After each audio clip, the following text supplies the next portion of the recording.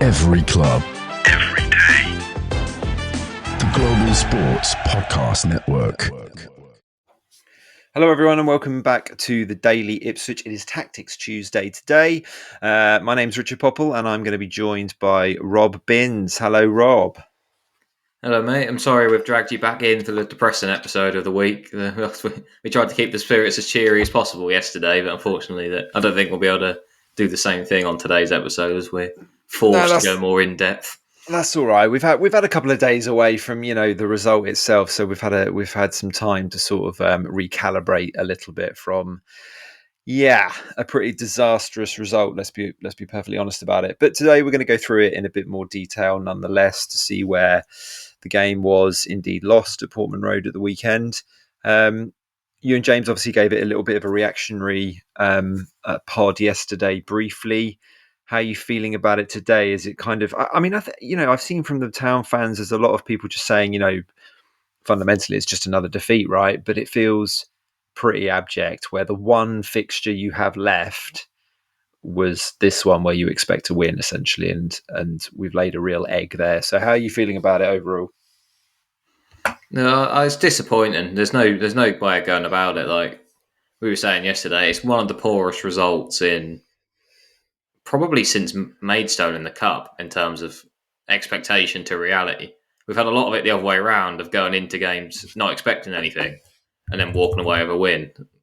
Last season, a lot of the time, as we mounted the promotion charts, and a couple of times this year, obviously Spurs, Chelsea, but there's been particularly, we said this yesterday as well, particularly home games, but generally over the course of the season, if you ignore Wolves away, how many of these big games that not necessarily we should win, but that have the build up of going into it, of we need to win and we need a performance that reflects that. So take Wolves away out of it. How many other games can we say we've played well enough to get the results in those games? And so there's literally, and even so, the only time we've got the win in a game like that, we nearly threw it away again, like we have done on a few of them, and until we snatched it from a corner in the 94th minute. That's the really worry, more so than who it was, and obviously the context of how Southampton's season going into this game and everything. That what will concern me more is this is another game on that list now of you go in almost like expecting a result or certainly expecting a performance that just hasn't been there, and it's a really worrying trend to see. But on the counterpoint is James summed it up pretty well yesterday, and we just have to get on with it, don't we? We can't sit and there's all well and good sitting here and you can call it season over as how it feels. It might feel like that at the moment. You struggle to see where the points come from if you can't beat bottom of the league at home. But ultimately, we haven't got a choice but to get on with it and carry on with the season. We can sit and dwell on it for 3 months and coast to relegation, or we can get on with it and then look ahead to the next game and try and pick up some points as in the last few games of the season. Yeah. I mean, let's be honest, 2025 so far has been a tough old year. But, Ipswich Town fans did have 3 fantastic years in a row. 2022 to 2024 were 3 fantastic years. So, yeah, we've had it tough. And obviously that's 4 Premier League defeats in a row for us. Just 2 goals scored in that time and 14 conceded in the last 4 games. So, yeah, it's not great. It really isn't great at all. Let's sort of break it down a little bit. I mean, the first half was a fairly even contest. I mean, Southampton kind of went ahead against the run of play, I would say. But again, it's another mistake, or you can certainly levy some of the responsibility at the door of Muric, who didn't cover himself in any glory once again. Yeah, definitely. That we said it yesterday when we were talking about Hutchinson, but it applies to Muric as well. In the case that we don't want to use this podcast as a platform to just call out players and slag them off all the time and say he's not good enough, he shouldn't be in the team. That's not what we want to do. We want for the podcast, but that conversation has to be had with Muric now, doesn't it? That I threw all the stats at you on yesterday's episode in terms of errors leading to goals and how that doesn't even count some of the things, but ultimately the one most important that you don't need an official statistician to work out. You just watch the games is how many points these mistakes cost in context. And ultimately, James said it yesterday, Southampton turned up to Portman Road, didn't put too much threat on the goal, never really looked like scoring, and walked away with 2 goals and to win it, which ultimately was pretty much exclusively down to Muric on the day. And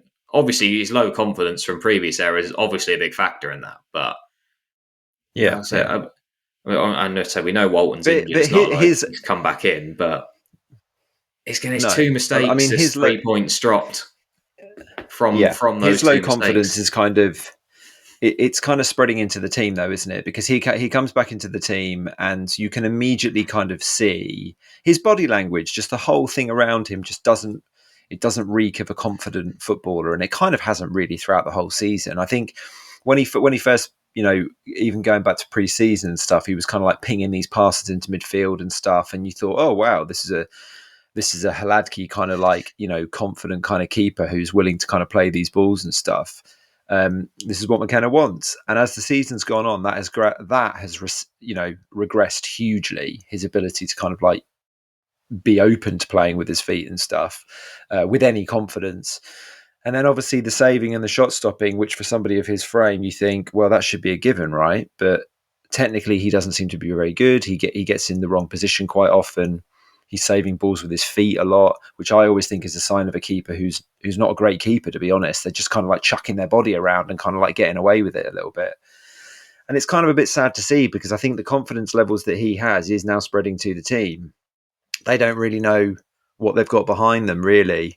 And you've just got that disconnect kind of happening. And when you get that in a football team, unfortunately, that spells trouble, really, no matter how good players might be, or, not to the levels of opposition and all the rest of it. If you don't have that confidence in each other, then it's very, very difficult to rely on each other to win football matches. And I think, unfortunately for him, that's what he's bringing to the table at the moment, and you can kind of see it seeping out. Yeah, definitely. I mean, look, I've not come anywhere close to being a professional footballer in my life, but I'm a centre half, and I can tell you, neither, Rob. Say any level I play, whatever level you play at, say even just say as a centre half, if you do not have confidence or trust with a man in the sticks behind you, it makes your job so much harder, because you almost play with the feeling like you can't afford to let people get shots away, because you can't guarantee he's going to save it, even if it's simple. And that makes you sort of mentally play the whole game differently. Obviously, like I said, I can't relate anywhere near to a professional standard, but the basics are there, that you have to, as a defender, as a centre half, you have to trust who's next to you, you have to trust your fullbacks, and you have to trust your goalkeeper.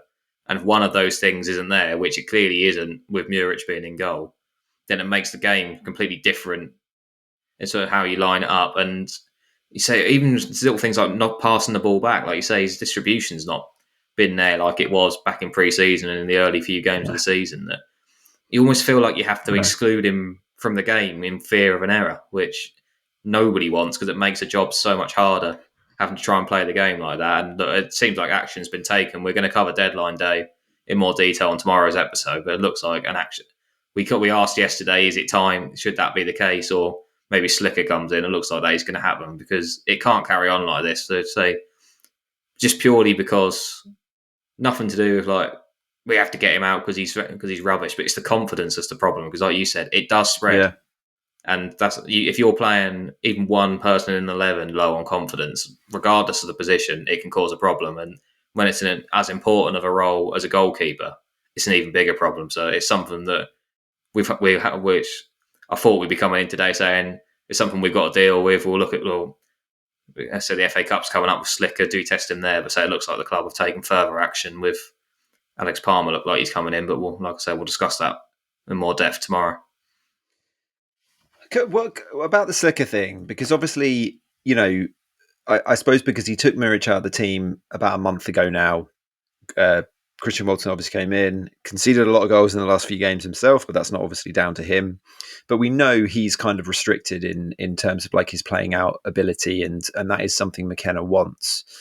Was there a kind of argument for saying you go straight to Slicker, or at that point, is he not ready? Clearly, because as you say, it looks as if we're bringing somebody else in. So you've got a third choice keeper who was highly rated or whatever.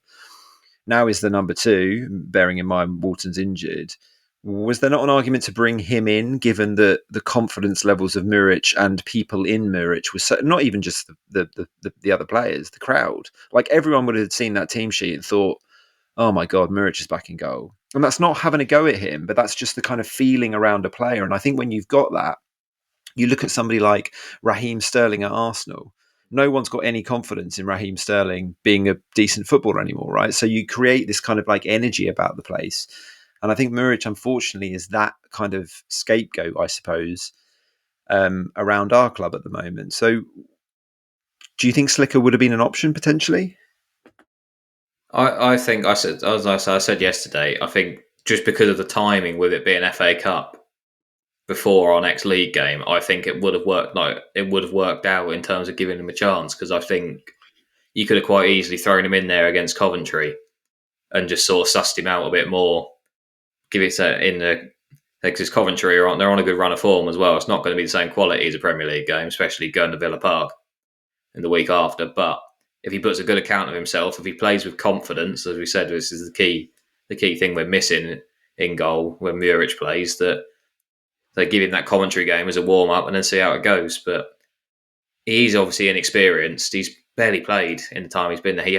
He's been signed to be a number 3 goalkeeper, hasn't he? There was an option in the summer with Hadkey going to promote Walton back to 1 and have Slicker as 2, and we opted to go and get another goalkeeper. So he clearly is viewed as third choice, and then because of that doesn't have enough experience at a high enough level. I don't think to have been thrown in. I would have been open to him giving a go, because you do just never know sometimes, don't you? I mean, I always think back to Nick Pope, that he'd never played at that level until he got drafted in last minute at Burnley when Tom Heaton got injured, and then Heaton never got his spot back, did he? And then now he's at Newcastle and he's nailed on number 1 there. That sometimes it does pay off. So I'd have been willing to give it a risk, but I think signing a different keeper who has played a lot more football in the last few years is the smarter way to go with it.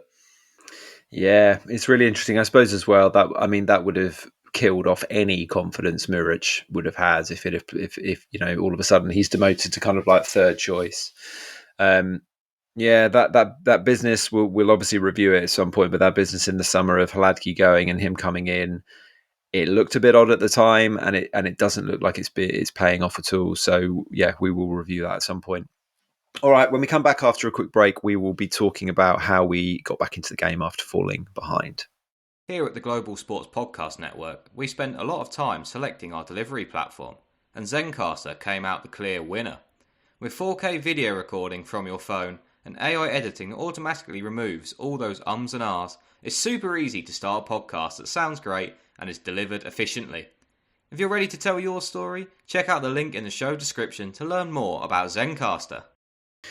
All right, we are back for the second part of the Daily Ipswich. So, Rob, we fell behind Joe Aribo's, fairly weak shot that somehow managed to get through in the 21st minute.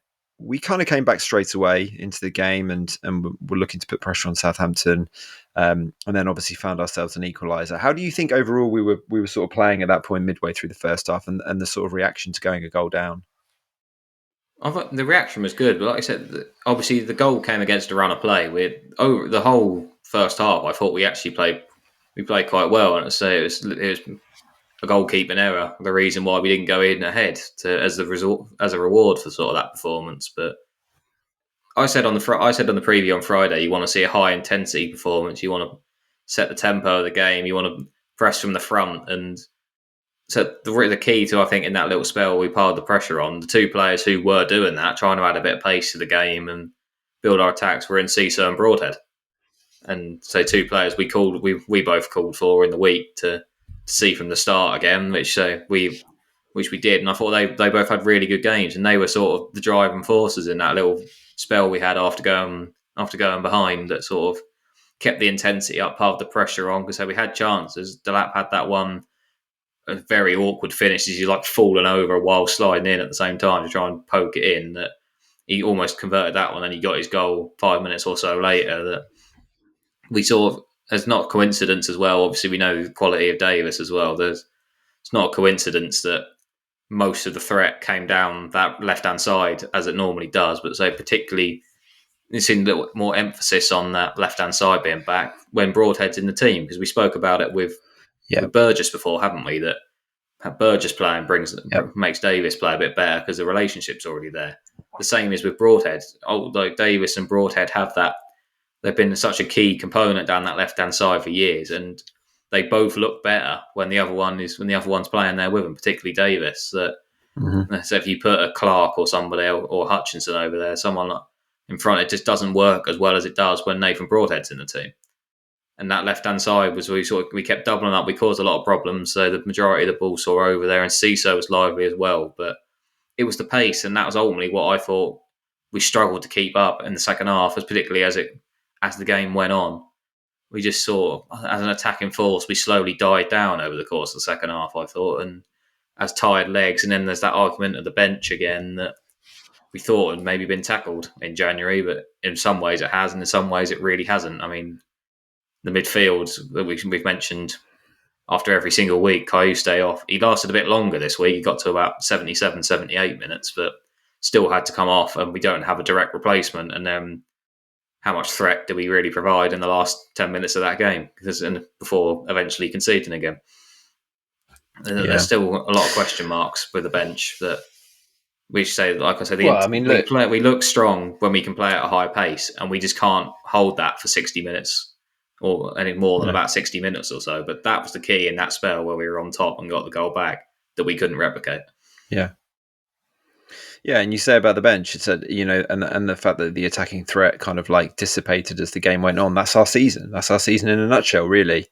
And I think you talk about some of those things being sort of like the solutions being found in January. You would argue, with a few hours to go as we record this, that the main issues haven't found solutions for at all. They haven't changed the midfield. They haven't brought in any central midfielders, and they haven't brought in a striker. So at the moment, it doesn't look like the January business is what we were maybe expecting it to be. That obviously might change. And look, there may be a solution within the players that we already have, but it's been a strange window, I think it's fair to say, so far, in terms of the players that we brought in, particularly how it started with obviously Philogene and Ben Godfrey coming in like in the first few days of the window. I know it's tough. I know you've got other parties involved, but still it has been a bit strange. And it seems to be that the same things are happening again, and we are running out of steam a little bit. As the second half went on, did you see us being able to change it? What were you seeing from Southampton as well? James mentioned they kind of came in, didn't really do a lot, ended up scoring 2 goals and winning the game. But the stats are fairly even throughout the whole game, pretty much. We had a few more shots. Possession was relatively even. They nicked it, obviously. So did you kind of see that coming, or again, are we looking at another, individual mistake? I don't know. I wouldn't say I saw it coming, but the nervousness grew as you could see we were dying off and looking less likely to win it. Then you sort of become, because naturally, if you think if we're not on top, looking like we're going to score a winner, then the nervousness comes in of what if we concede down the other end and say. But ultimately, it's. I'd argue it's actually not as bad as the first one for me. But even though this is the one that would count as an error leading to goal, but because the initial save he makes, he's unsighted. He gets down well to get with it. It's just how poor the parry is that we see it. We see it with a lot of keepers now that it seems to be the art of a good parry, sort of away from danger, seems to be dying almost because everyone. I don't know for what reason, but I don't know. Are they trying to catch it? Are they trying to? Is it almost that element of playing out from the back that you're trying to push it out to somebody? I don't know what it is, but nobody. Yeah. So what's happened to just sort of throwing yourself across and smacking the ball as far away as you can? I don't. It's a really poor effort to clear the ball. The save is good, but the aftermath of making sure you deal with getting the ball out of danger is really poor, and it only takes a good number 9 or good enough number 9 to be in the right place at the right time and punish you. And that's what Onuachu did. He's been struggling in front of goal all season. We speak about confidence again. He got that goal against Forest to give him a boost. And then he looked sharp against Newcastle after that. And then he was in the right place at the right time and took the goal well. So So I'll give him the fact because the element of being unsighted for the initial shot. I'd actually say the save was good from the initial shot. It's then just you can't just save the shot. You have to clear the danger as best you can as well, and to just have it roll out by 3 yards or whatever, and have a striker there is just poor. Just push it wide, if anything. I know I'm making it sound easy. So I imagine when the ball zipped towards your bottom corner like that, and you have to get down after seeing it late, it's obviously not easy. But again, it's the confidence thing. Of course, he's a more confident. Muric would probably deal with that better and stop the goal getting cleared.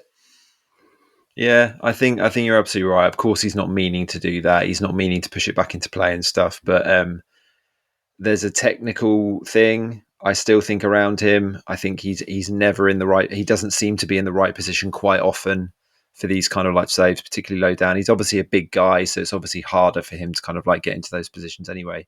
So you're right. The save in isolation is kind of all right, but it's the technique of kind of like pushing it back basically straight in front of him. It's always going to cause problems. And yeah, the guy sticks it away. It's really disappointing.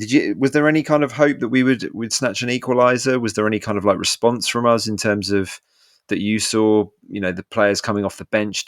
Was there much impact there, did you think?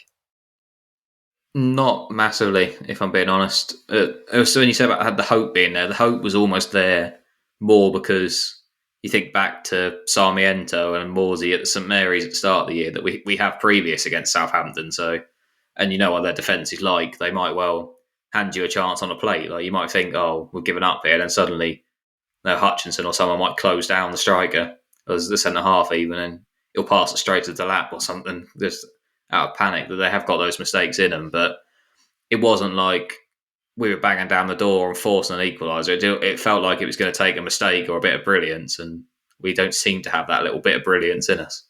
A lot of the time, we look like we were waiting for a mistake, which even against, say, Southampton, who make a lot of them at the back, it's not a position you want to be relying on. That you want to be applying the pressure yourself, and part of that obviously is because of how short time there was. It was it 2 minutes plus however much stoppage time there was to try and get something with a lot of tired legs on the pitch due to the reasons we've said before. So tired legs or a drop off in quality, it makes it difficult to push right to the end. So we had done it before, but you never felt confident, I wouldn't say. No. Yeah, no, it was frustrating. I mean, there didn't feel like to me I think the belief, you just saw the kind of response to the second goal, really. Like the energy just got sucked out of the stadium. I think it was all a result that we kind of like feared, obviously, but I'm not sure if many of us, I was pretty confident we would get a result this weekend. But I think the thing is, we're so clearly not a 90-minute team. We have these kind of like, we have a very strict plan. We're very well coached, obviously very well set up. Individual errors have happened throughout the season, which obviously always undermines that. But we seem to have this kind of like energy that we can throw at teams. And McKenna talked about it after the game. He's like, we should have been ahead at half time. And it's almost as if when we don't get into the positions that we think our play deserves, we don't have the reserves or the kind of like mental confidence this year, the mental kind of like, strength to kind of go again and attack again, particularly when we go behind or get hit back or whatever. There's obviously been moments where we have. Fulham, we retook the lead and responded well and stuff. Villa, we did it as well. But I think the longer the season's gone on, you've seen our response to going behind, even though we went behind in this game, has not been great to find another gear again. And it's difficult, I think, at this moment in time to see where that's coming from, because there does seem to be a bit of a confidence problem throughout the team. And I guess it's down to individual players not playing brilliant. Morsey had another poor game. Omari Hutchinson didn't have a very good game. Again, these kind of talismanic players, whether that's correct or not, aren't kind of, Jacob Greaves, they're not stepping up to the plate, unfortunately. So you're kind of getting throughout the team a bit of a mediocrity. Is that fair? It feels harsh, but that feels like what you're kind of watching, really.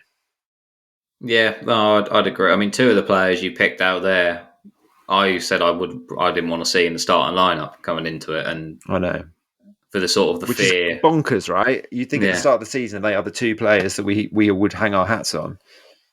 Yeah, like I say, I said, I expected we'd move back to a 4, and we did. I said for that reason, I'd want Burgess back in there rather than Greaves. And obviously, we spoke about Hutchinson a lot in the last couple of weeks. And I said I'd like to have seen Philogene because he would, at least he has a point to prove, doesn't he? That as the man coming in, that you think that I'd give him that extra emphasis that Hutchinson doesn't have, where he's proven himself already. That he's got that expectation there now. He's more managing expectation rather than proving a point, which is the opposite of what Philogene would be. But that's sort of my fear. Like I said, I picked those two as a couple to drop out of the team because I feared another performance like they've had in a few games recently. Like you say, mediocrity. It sounds harsh, but it probably is the fairest way you can describe those performances. And I feared we'd see that again if they started. They did start, and we saw it again. And it's sort of, I just hope it's not. It's almost like we're almost repeating the same mistakes at some point now. It's sort of the first time we've ever really had to question McKenna decisions because he's got everything right in 2.5 years, and obviously this level is significantly harder, and we know that. But someone commented this on our TikTok actually the other day, and I forgot the name, so I can't shout you out. I'm sorry, but I agree with it. Is that the fact we haven't got, like, he doesn't know his best 11, which we've made that point, but we've got to February and we still don't know our best 11, which is such a big part of the problem. And obviously it's difficult to know that when you've got so many underperforming players, but how can you expect a manager to set up his team tactically right to go and get results when he can't even know what 11 players he wants on the pitch a lot of the time? That's something that should have been sorted out by now. It is, and you can only really say that some of the players have let him down in terms of the people that you would have expected to be players you can build around. A goalkeeper, for example, a couple of centre backs, a central midfielder.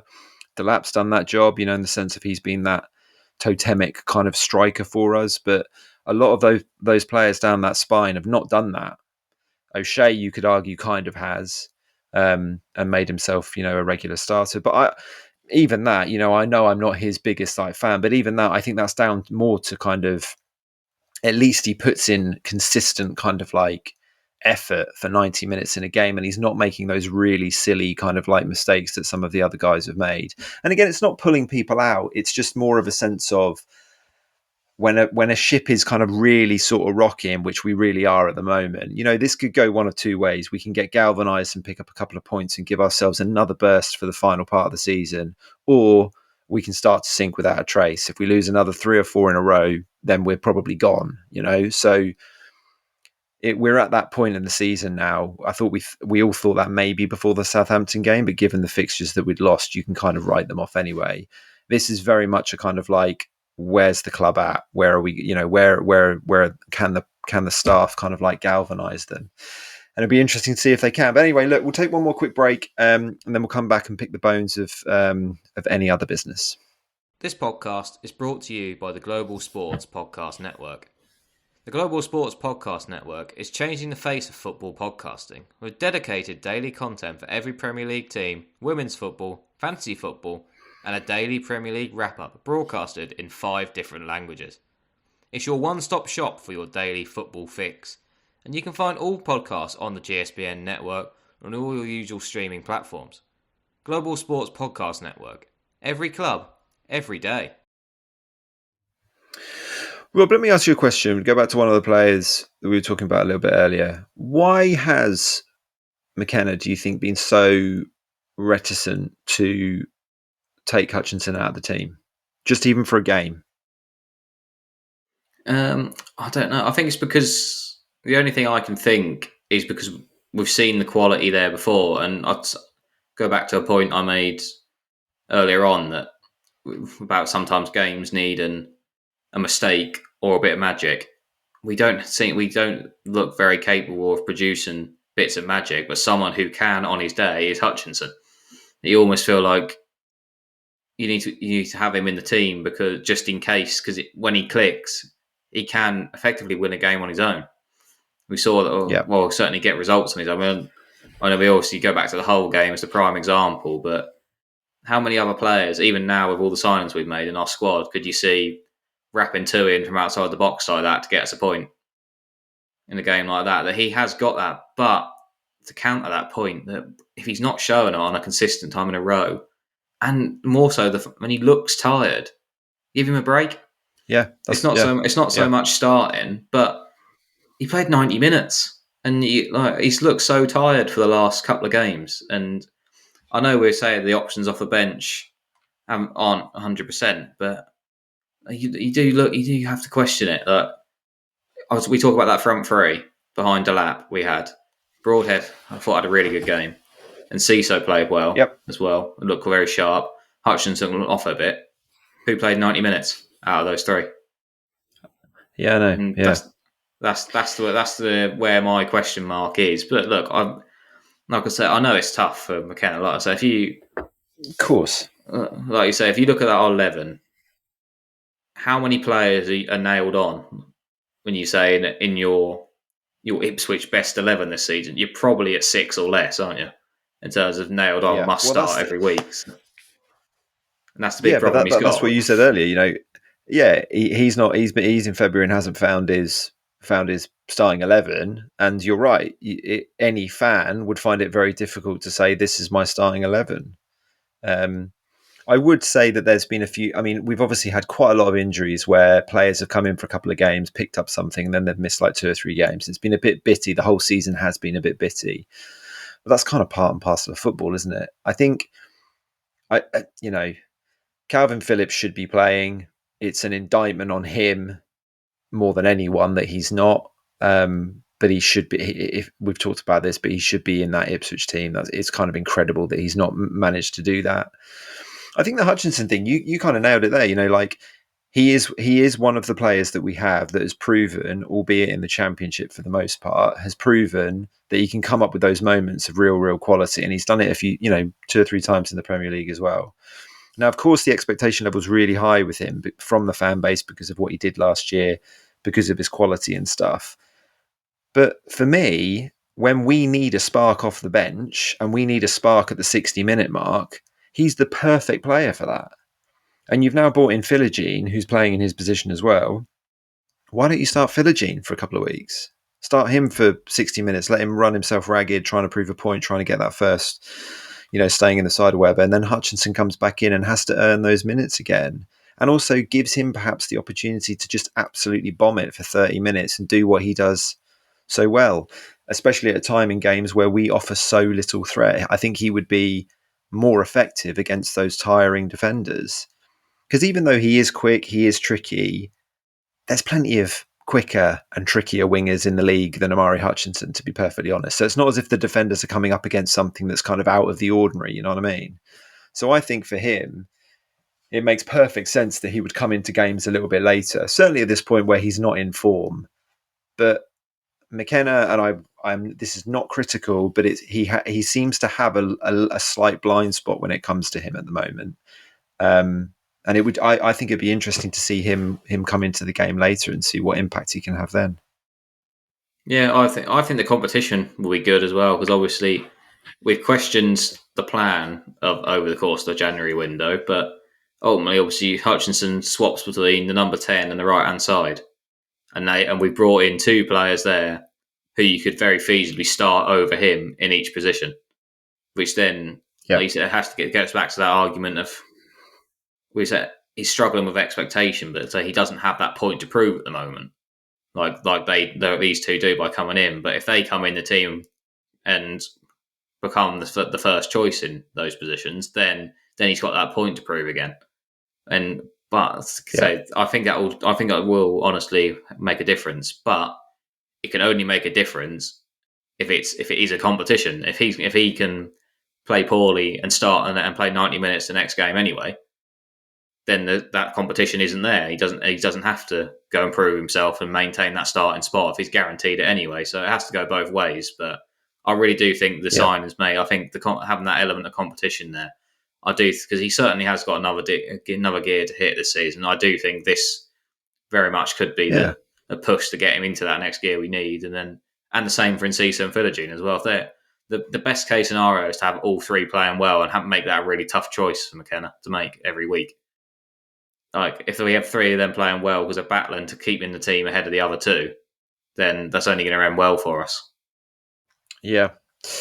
And as you say, Nathan Broadhead came on again and had played again and, had another good performance. It'll be interesting to see if he keeps his place, because every single time he's come into the team, he's been one of our better, more consistent players, I would say. He obviously had a fairly good chance in the first half as well, which Ramsdale, to be fair, did make a decent save from. All right, Rob, it was a very disappointing result for sure. Not a great performance either. Any other thoughts from you before we go and see what's happening in the transfer market? Yeah, I just can't believe Joe Rebo scored after I said I literally picked him out as an example last week, the comparison from the Liverpool game. And to be fair, I was right. I said if he gave him a similar position, he wouldn't produce as high quality of a shot as Szoboszlai. But what I didn't factor in is that Muric would be in goal and let it in anyway. But it had to be, didn't it? After it's just the first Southampton midfielder I could think of, and I went, yeah, he wouldn't score from a similar position, would he? And then he does. But admittedly, like I say, the shot was worse. I was right about that part. I just didn't factor in that having a goal, he let it in anyway.